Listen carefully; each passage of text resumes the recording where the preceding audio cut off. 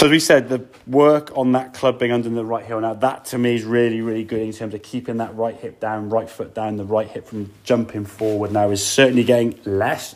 Am I going to say it's perfect? No, but as we know, it's going to the wind to try and really sort of focus on this movement.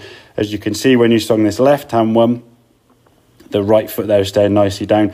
Hip pops a little forward, okay? And this kind of creates this slightly steeper angle here with the club face, okay? This is the drill now in terms of pre-shot, okay? So you swing the top of the backswing and then feel like you're really dropping the club way behind you. Now, obviously in this position, the club back there, that's miles wrong, but the shoulders are aiming way to the right.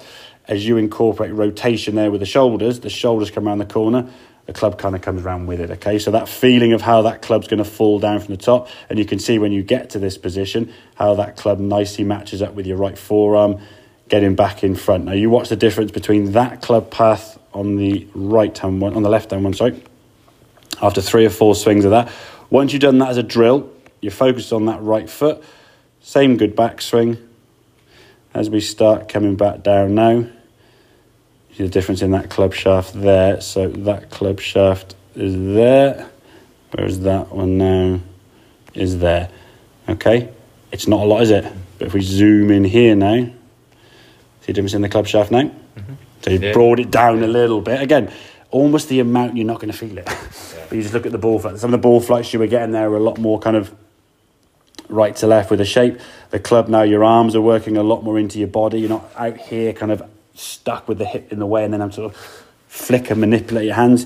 You can use your hands a lot more passively, release through the target, and the follow through just looks nice and comfortable and relaxed. And the key, as you said, you're in balance a lot more, yeah? You're not hitting shots going like you're falling back, which with an iron you wouldn't do, but with the driver that you had half a dozen there, there was a really good kind of movement in there. And as you said, if you know what shape of shot you're getting it consistently, it's a lot easier to hit the golf in the fairway, isn't it, yeah?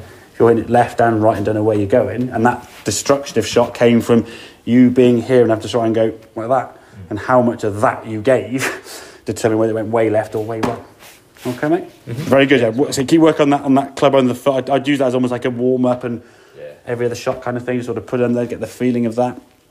And then just the practice drill now before each shot, getting the club falling way behind you. As I said, you don't want the club to be there, but the feeling for you for dumping it way back here, yeah, which there isn't that far behind in reality, okay? I've seen guys play from that position in some ways, but get it kind of over here somewhere, so it's way behind you. Drop it in there, and I think by doing that, it takes a lot of the movement off the hip. You're not going to do that, are you? The hips aren't going to go forward when that club's there. Exactly, yeah. Exactly, then you move around the corner. Okay, mate? Yeah, good stuff, very good.